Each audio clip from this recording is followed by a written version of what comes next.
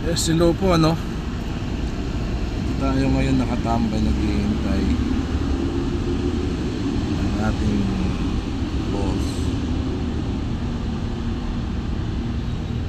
Um, Magla-live muna ako kasi may isang tanong lang ako, may tatanong lang ako tungkol sa posisyon ko, ano, driver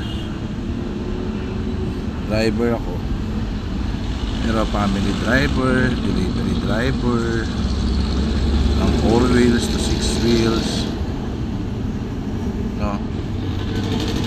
Pero nag-aral ako mag-drive kasi wala naman sigurong tao na marunong mag-drive nung pinanganak, hindi ba?